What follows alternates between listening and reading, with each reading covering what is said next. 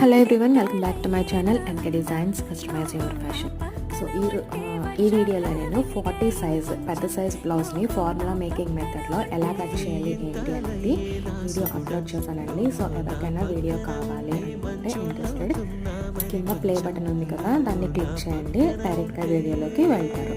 So మీకు కనుక నా మెథడ్స్ నచ్చినట్లయితే ప్లీజ్ లైక్ చేయండి, షేర్ చేయండి, అలాగే సబ్స్క్రైబ్ టు మై ఛానల్.